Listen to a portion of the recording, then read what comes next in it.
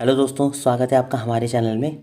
और आज मैं लेके आया हूँ एक नया वीडियो जिसमें हम हिंदी के जो पत्र लेखन है उसके ऊपर कुछ क्वेश्चंस देखेंगे। तो आइए स्टार्ट करते हैं वीडियो को। तो हमारा पहला क्वेश्चन है कि सरकारी पत्र में पत्र संख्या किस स्थान पर लिखी जाती है। ऑप्शन से सबसे ऊपर दाईं ओर, सबसे ऊपर बाईं ओर, पत्र के अंत में या फिर विषय के ठीक बाद। तो इसका जो राइट आंसर है वो है सबसे ऊपर बाईं ओर। अगला क्वेश्चन है हमारे पास कि सरकारी पत्र किस पुरुष शैली में लिखा जाता है। ऑप्शन से उत्तम पुरुष, मध्यम पुरुष, अन्य पुरुष या फिर उपरोक्त सभी। तो इसका जो राइट आंसर है वो है अन्य पुरुष शैली में लिखा जाता है। अगला क्वेश्चन है हमारे पास कि शासकीय पत्र के संपादन में भवदीय के नीचे किसके हस्ताक्षर और पदनाम होते हैं। ऑप्शंस हैं पत्र प्राप्त करने वाले अधिकारी के, पत्र भेजने वाले अधिकारी के, लिपिक के या फिर किसी के भी नहीं।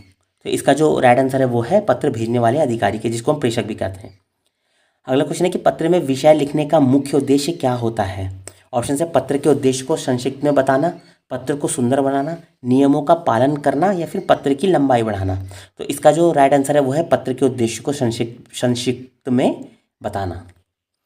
अगला क्वेश्चन है कि यदि किसी सरकारी पत्र के साथ कोई अन्य दस्तावेज भेजा जा रहा हो तो इसे क्या कहा जाता है। ऑप्शन है संलग्नक, पृष्ठांकन, प्रेषिति या फिर विज्ञप्ति। तो इसका जो राइट आंसर है वो है संलग्नक। अगला क्वेश्चन है हमारे पास कि सरकारी पत्र की भाषा कैसी होनी चाहिए। ऑप्शन है अनौपचारिक और मैत्रीपूर्ण, औपचारिक तथ्यात्मक और स्पष्ट, साहित्यिक और अलंकारिक या फिर व्यंग्यात्मक। तो इसका जो राइट आंसर है वो है औपचारिक, तथ्यात्मक और स्पष्ट।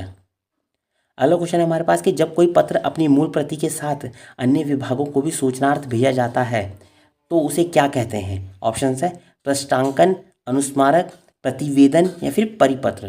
तो इसका जो राइट आंसर है उसको कहा जाता है पृष्ठांकन। जो हमारा परिपत्र होता है, परिपत्र और पृष्ठांकन का डिफरेंस है इसमें।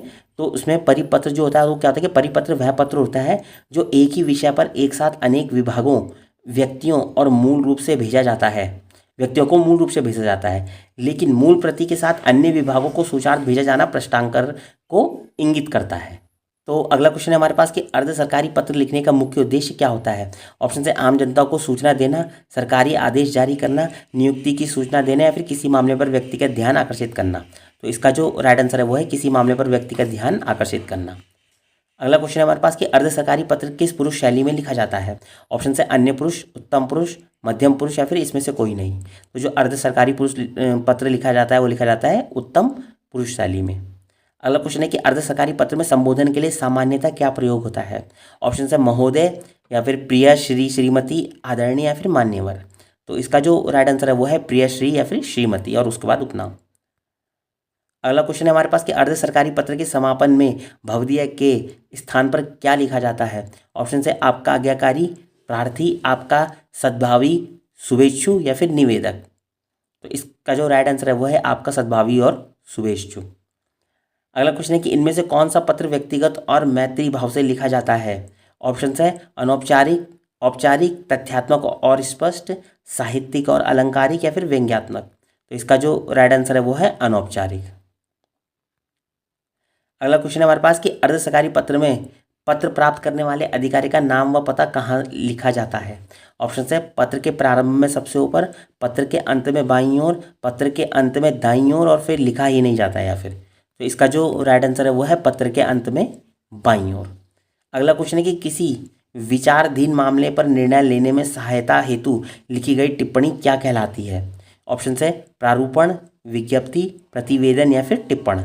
तो इसका जो राइट आंसर है वो है टिप्पण कहलाती है। अगला क्वेश्चन है कि टिप्पण कौन लिखता है। ऑप्शन है केवल वरिष्ठ अधिकारी, बाहरी व्यक्ति, संबंधित विषय का लिपिक या सहायक या फिर कोई भी लिख सकता है। तो इसका जो राइट आंसर है वो है कि संबंधित विषय का लिपिक या सहायक ही जो होता है वो टिप्पण लिखता है। अगला क्वेश्चन है कि टिप्पण लेखन में किस पुरुष का प्रयोग किया जाता है। ऑप्शन है उत्तम पुरुष, अन्य पुरुष, मध्यम पुरुष या फिर उपयुक्त सभी। तो इसका जो राइट आंसर है वो है अन्य पुरुष शैली में लिखा जाता है। अगला क्वेश्चन है कि किसी पत्र को अंतिम रूप देने से पहले तैयार किया गया उसका कच्चा मसौदा क्या कहलाता है। ऑप्शन है टिप्पणी, प्रारूपण या आलेखन, विज्ञप्ति या फिर परिपत्र। इसका जो राइट आंसर है वो है प्रारूपण या आलेखन कहलाता है। अगला क्वेश्चन है हमारे पास कि प्रारूपण और टिप्पण में मुख्य अंतर क्या है। ऑप्शन से कोई अंतर नहीं है, प्रारूपण केवल अधिकारी लिखते हैं, टिप्पण आंतरिक प्रक्रिया है, जबकि प्रारूपण बाहरी पत्र का मसौदा है, और फिर टिप्पण हमेशा छोटा होता है। तो इसका जो राइट आंसर है वो है टिप्पण आंतरिक प्रक्रिया है, जबकि प्रारूपण बाहरी पत्र का मसौदा है। अगला क्वेश्चन है कि अधिकारी द्वारा स्वीकृत प्रारूप के अंतिम साफ सुथरे और त्रुटिहीन रूप को क्या कहते हैं? ऑप्शन है कच्ची प्रति, स्वच्छ प्रति, मूल प्रति या फिर छाया प्रति। तो इसका जो राइट आंसर है वो है स्वच्छ प्रति। अगला क्वेश्चन है कि एक अच्छे प्रारूप का गुण क्या नहीं है? ऑप्शन है शुद्धता, स्पष्टता, पूर्णता या फिर अस्पष्टता। तो इसका जो राइट आंसर है वो है अस्पष्टता। अगला क्वेश्चन है कि सरकारी सूचना या निर्णय को आम जनता तक पहुंचाने के लिए समाचार पत्रों में क्या प्रकाशित करवाया जाता है? ऑप्शन है कार्यालय ज्ञापन, अधिसूचना, विज्ञप्ति या फिर परिपत्र। तो इसका जो राइट आंसर है वो है विज्ञप्ति। अगला क्वेश्चन है कि विज्ञप्ति की भाषा कैसी होनी चाहिए? ऑप्शन है मुहावरेदार, आम बोलचाल की भाषा, बहुत कठिन या फिर तथ्यात्मक और सूचनापरक। तो इसका जो राइट आंसर है वो है तथ्यात्मक और सूचनापरक। अगला क्वेश्चन है कि इनमें से किसका प्रकाशन राजपत्र में होना अनिवार्य है? ऑप्शन है विज्ञप्ति का, अधिसूचना का, अर्ध सरकारी पत्र का या फिर ये सभी। तो इसका जो राइट आंसर है वो है अधिसूचना का। अगला क्वेश्चन है हमारे पास कि विज्ञप्ति में किसे संबोधित किया जाता है? ऑप्शन से संपादक को, किसी एक अधिकारी को, किसी को नहीं, यह सर्वसाधारण के लिए होती है या फिर मुख्यमंत्री को। तो इसका जो राइट आंसर है वो है किसी को नहीं, यह सर्वसाधारण के लिए होती है। अगला क्वेश्चन है कि पत्र के संबंध में अभिवादन किसे कहते हैं? ऑप्शन है आपका आज्ञाकारी, प्रिय मित्र, शुभाशीष या फिर महोदय। तो पत्र के संबोधन में जो अभिवादन होता है वो होता है शुभाशीष। अगला क्वेश्चन है कि सरकारी पत्र में सबसे ऊपर दाहिनी ओर क्या लिखा जाता है? ऑप्शन है पत्र संख्या, प्रेषक का पता और दिनांक, विषय या फिर प्राप्तकर्ता का पता। तो इसका जो राइट आंसर है वो है प्रेषक का पता और दिनांक। अगला क्वेश्चन है कि कौन सा पत्र अन्य पुरुष शैली में लिखा जाता है? ऑप्शन है प्रार्थना पत्र, सरकारी पत्र, व्यक्तिगत पत्र या फिर अर्ध सरकारी पत्र। तो इसका जो राइट आंसर है वो है सरकारी पत्र। अगला क्वेश्चन है हमारे पास कि अर्ध सरकारी पत्र में प्रेषक अधिकारी का नाम व पदनाम कहाँ लिखा जाता है? ऑप्शन है सबसे ऊपर दाईं ओर, पत्र के अंत में, कहीं नहीं या फिर सबसे ऊपर बाईं ओर। तो इसका जो राइट आंसर है वो है सबसे ऊपर बाईं ओर। अगला क्वेश्चन है कि सरकारी निर्णयों को आम जनता तक पहुंचाने के लिए किस पत्र का प्रयोग होता है? ऑप्शन है कार्यालय ज्ञापन, प्रेस विज्ञप्ति, अधिसूचना या फिर परिपत्र। तो इसका जो राइट आंसर है वो है प्रेस विज्ञप्ति। अगला क्वेश्चन है हमारे पास कि जब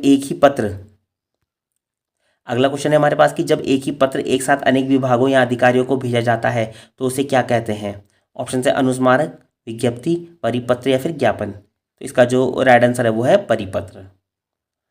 अगला क्वेश्चन है हमारे पास कि सरकारी पत्र में विषय कहाँ लिखा जाता है? ऑप्शन है पत्र संख्या के ठीक नीचे, पत्र के अंत में, संबोधन के बाद या फिर संबोधन से पहले। तो इसका जो राइट आंसर है वो है संबोधन से पहले। अगला क्वेश्चन है हमारे पास कि किसी पुराने पत्र का उत्तर समय पर ना आने पर याद दिलाने के लिए भेजा जाने वाला पत्र क्या कहलाता है? ऑप्शन है अनुस्मारक, विज्ञप्ति, परिपत्र या फिर ज्ञापन। तो इसका जो राइट आंसर है वो है अनुस्मारक। अगला क्वेश्चन है हमारे पास कि इनमें से कौन सा पत्र का भेद नहीं है? ऑप्शन से सुलेख, व्यक्तिगत, अर्ध सरकारी या फिर सरकारी। तो इसका जो राइट आंसर है वो है सुलेख। अगला क्वेश्चन है हमारे पास कि कार्यालय ज्ञापन का प्रयोग कब किया जाता है? ऑप्शन से दूसरे देश को पत्र भेजने के लिए, मंत्री को पत्र लिखने के लिए, कर्मचारियों से आंतरिक पत्राचार के लिए या फिर जनता को सूचना देने के लिए। तो इसका जो राइट आंसर है वो है कर्मचारियों से आंतरिक पत्राचार के लिए। अगला क्वेश्चन है हमारे पास कि सरकारी नियुक्तियों, स्थानांतरण और नियमों की जानकारी किस में प्रकाशित होती है? ऑप्शन है कार्यालय आदेश, अधिसूचना, परिपत्र या फिर विज्ञप्ति। तो इसका जो राइट आंसर है वो है अधिसूचना। अगला क्वेश्चन है हमारे पास कि प्रारूप को अंतिम मंजूरी कौन देता है? ऑप्शन से कोई भी दे सकता है, प्रारूपक, सक्षम उच्च अधिकारी या फिर लिपिक। तो इसका जो राइट आंसर है वो है सक्षम उच्च अधिकारी। अगला क्वेश्चन है हमारे पास कि इनमें से कौन सा पत्र औपचारिक पत्र की श्रेणी में नहीं आता है? ऑप्शन है कार्यालय आदेश, कार्यालय ज्ञापन, व्यक्तिगत पत्र या फिर विज्ञप्ति। तो इसका जो राइट आंसर है वो है व्यक्तिगत पत्र। अगला क्वेश्चन है हमारे पास कि सरकारी पत्र में अधोलेख यानी कि सब्सक्रिप्शंस के रूप में क्या लिखा जाता है? ऑप्शन है आपका स्नेही, निवेदक, आपका आज्ञाकारी या फिर भवदीय। तो इसका जो राइट आंसर है वो है भवदीय। अगला क्वेश्चन हमारे पास कि सरकारी पत्राचार में सा किसका संक्षिप्त रूप है? ऑप्शन से पता संख्या, पत्र संख्या, पृष्ठ संख्या, फिर पंक्ति संख्या। तो इसका जो राइट आंसर है वो है पत्र संख्या। और लास्ट क्वेश्चन है इस वीडियो का कि प्रेस विज्ञप्ति में क्या आवश्यक नहीं है? ऑप्शन से जारी करने वाले विभाग का नाम, स्थान और दिनांक, शीर्षक, या फिर व्यक्तिगत संबोधन। तो इसका जो राइट आंसर है वो है व्यक्तिगत संबोधन। तो दोस्तों ये थे हिंदी के पत्र लेखन के ऊपर कुछ इंपॉर्टेंट क्वेश्चंस। अगर आपको ये वीडियो पसंद आई हो तो आप इसे लाइक, शेयर, सब्सक्राइब जरूर कीजिएगा। बाकी मिलते हैं अगले वीडियो में, तब तक के लिए बाय बाय।